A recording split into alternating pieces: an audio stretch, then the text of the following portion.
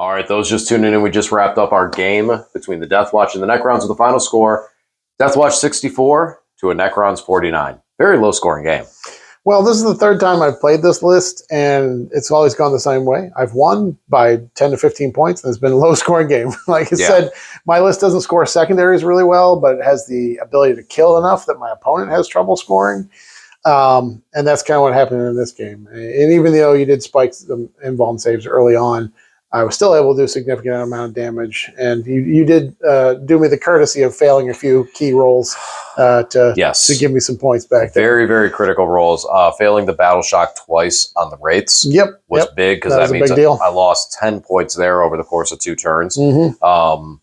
And then failing a 5-inch charge on the Nightbringer was massive, because that meant that those Centurions got to hit him again. Mm-hmm. And if he would have went in there, smacked some Centurions around, open them up for the next turn, he can move into the backfield and score points. So a lot of shoulda, coulda, wouldas could have changed in there.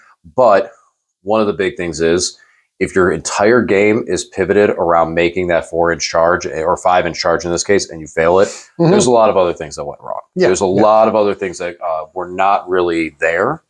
And it's one of the things that I've been struggling with the Canoptic Court entirely is this, ever since we switched over from Leviathan to Pariah Nexus, the secondaries I've always kind of struggled with Canoptic Court. I'm able to do a lot of damage. I'm able to make very good use of the primaries. I'm able to do well on them, but I don't have the units to be able to do the secondaries. So, well, good news. We're getting new missions soon. Very much so. Maybe it'll be a little easier for you. We'll see how much the secondaries change. Yes. So I want to hit your list up first in this sense, like you said. So before the game, you discussed the fact that this is not a list that you would take competitively. That this is a list that you are I wouldn't take it in a singles event. I'm taking it into a singles event, yes. Taken into a singles event because of the fact this is built to, again, hard counter, big, thick armies, and just go, I have the damage to destroy everything. Yeah. After this game, do you still feel that's the case and you would not want to run this thing in a singles event, even though you're able to do that much damage? Even when you have a bad turn, you can push so many extra turns. Yeah, I don't know. It's tough to say because the DeathWatch units are so expensive. Like, I could drop one of the Indomitor kill teams and replace it with a Fortis kill team or a Terminator squad, and then I have more points to squeeze another scoring unit in there. But the difference between the Indomitor and the Fortis is huge in terms of damage output, durability, close combat ability, shooting. It's just, for an extra 70 points, the Indomitor is just miles ahead of the Fortis kill team. So I think the Fortis is kind of interesting, but it's just not, the points are too close for you to ever want to take that instead. So I could take less damage output, make it a little more balanced. And there have been, a couple times when I didn't bring in all of my damage dealing units at the same time. Not in this game. I brought them all in turn 2, ready to do as much damage as possible. But yeah, I don't know. It really relies on me just plowing through my opponents. And the last RTT I played at Battlegrounds to Board Games, there were 4 of us that went undefeated. So if I want to win an RTT, I have to score. It's going to be based on score at that point. So the dev sets are great just because of their durability and the fact that they can shoot multiple targets.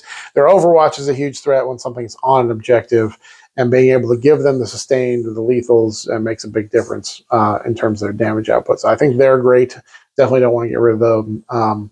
So I don't know. It's tough. Yeah. Did you think I had too much damage output? I feel like it was the right amount. I do feel like you had plenty of damage output. I think some of it you got very spiteful with me because of the invulns and went a little crazy with keeping the pressure on. I think you could have burnt another objective and scored another primary off of that potentially over the course of the game with that, because you had that one back corner one. It might have taken away some of your primary points, burned it. I don't know either side of it. How that would have played out with it. I think that could have been a case there. I think that was the only thing, was that how aggressive you were, just like, I want to destroy things. But then at the same time too, neither one of us really had the best draw on our secondaries. Like, when you're looking at turn 1 when I'm completely hidden and you draw 2 kill secondaries. It's like, okay, well, now what do I do? Yeah, I assassinate turn 1. So. And granted, that's how the cards broke down. And I got lucky to even, the whole Doomstalker into the center thing is something that's like, okay, this was absolute random. I mean, I hit out of 8 dice, I hit like 5 or 4, 3 or 4 field of the tank shock. I think it was like 3 or 4, and then you might have feel no pain 1, and then I happened to stomp him out. I mean, that was lucky, and that was another 5 points.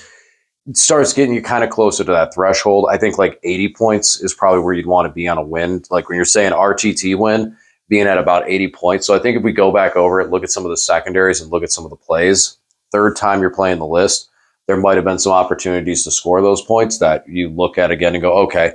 However, I do see your point of grabbing a second, switching out one of those, because the Indomitor kill team that was over here didn't really do very much. You know, they got tied up for most of the game. Yeah, but that's part of it, is that they tied you up. But look at how. But you could switch them into a kill team with Judiciar. I don't know how. Someone corrected me in the comments. The Judiciar. You could switch over to him, and then we'd have had that unit there and just cleared me off that. Mm-hmm. I mean, I wouldn't have even lasted long enough, and you would have just taken that objective. So, like a small tweak like that, you still have heavy damage output coming into with that unit, but instead of it being an Indomitor kill team that costs what it costs, it's a DeathWatch kill team with fight first and all that jazz, which I think is a very critical thing that your army brings. And I was kind of surprised to not see it there.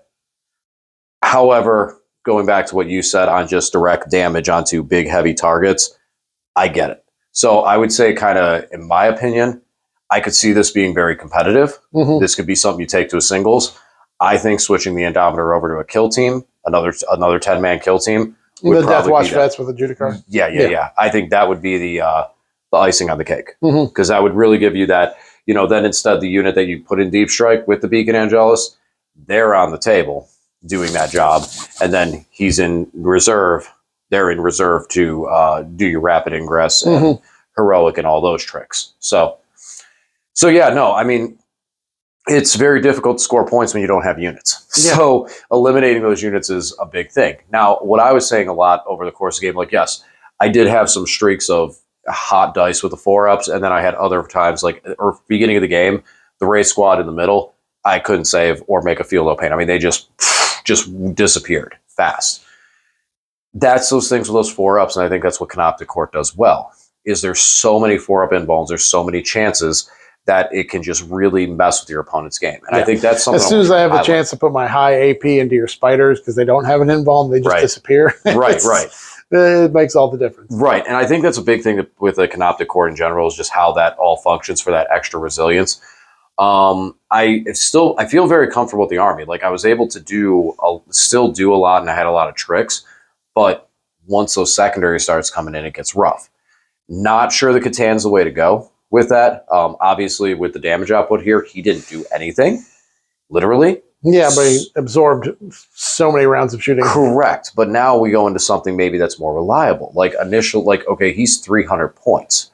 So a couple of things I was thinking, I could take three-man squads of Scorpex. Mm-hmm. And in this situation over here, like, if the Scorpex came over here and were fighting with the race against the Indomitor kill team, they might have gotten the rates out of there. Yeah. Been able to do enough damage to get them out of there. And then the Indomitor kill team that's on the other side, not so much, but being able to be that extra damage presence. They have an 8-inch move, they're infantry, so they're going through walls, possible devastating wounds. I mean, they have the whole package, and re-rolling hits inherently.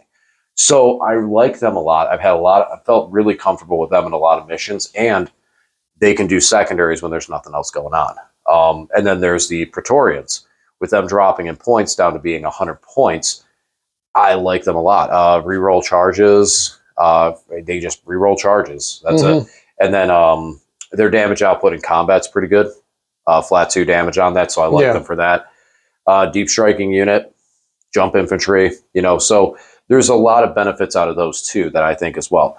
I still like my spiders. I know a lot of people. I dropped one squad. I probably won't drop a second one. I'll probably stick with the 2 because I like their coverage. But I feel like with my that's one thing I did notice with this, and I felt like with the design of this, the design of my list and where I'm comfortable with Canoptic versus what happened today, I don't think I'm built well enough to handle center, as I did. Also, I kind of did spread out and try and take all three objectives early and spread you out and make you have to do things. Yeah, I reminded you at some point that you don't need to hold more than 2 objectives for primary. Right. I think that's the important thing to remember in Scorched Earth is the most you can score is 2 objectives per turn. And your deployment zone 1 counts, so don't overextend yourself in this mission. And Scorched Earth, sometimes people put themselves in all the objectives, like the most you can score is 10, and you're just giving me more units to shoot at. Now, for me, the reason I was doing that was to try to get the canoptic control, to make sure I had that control in center. So that's a big reason why I was. But I probably could have let you have that objective over there and brought the Scarabs into the center and picked the Ophidians up and just got completely out of that corner and just said, here, go for it. You didn't have the Deep Strikers down there. I mean, I had to remove the Talon Strike. That's actually why I went over there in the first place. So you kind of baited me into that. So I probably still would have done that again. But it's tough to say. I probably still would have gone over there for it, but I don't think I'm as built for center as I needed to be in there. I probably should have went just to the left and right flanks in this mission. And with the Catan, I'm kind of limited in that. I guess I could have gone on a flank with a Catan as well, too, and just kind of had them ghost over there. So I don't know. 50-50 on that. So I don't know. I'm going to think about it this week. I'm going to play it again next week. Maybe not this exact list. Let me know in the comment section some things you guys think. Some approaches you may have at those secondary objectives. There's some things that there's definitely some stuff with the list that I want to keep because I feel comfortable with, but I'm up for suggestions. I don't think Void Dragon would have done any different than Nightbringer. Better shooting, possibly. Yeah. Been a little bit better, but 2 damage going into the Indomitors, not really helping there. But yeah, and shaking some of the rust off the Necrons. So I'm going to give them another shot next week. Go into something you'll play that's probably more tailored to trying to score the points and stuff like that. So that'll be nice to see as well. Yeah, I have my team tournament this weekend, so I'll play that. I'll let you guys know next week how it goes. It's a 5-man team tournament, and it's a GT, so it's 5 games over 2 days. So I'll let you know how that goes, but then we'll take something more traditionally singles event based. Yeah, next time I play on the channel. My biggest thing is where my room for points is with the Ophidians as well as the Nightbringer. That's kind of where I'm considering like what I can do and remove for those. Because if I remove the Ophidians, then I have to go into the Scorpex.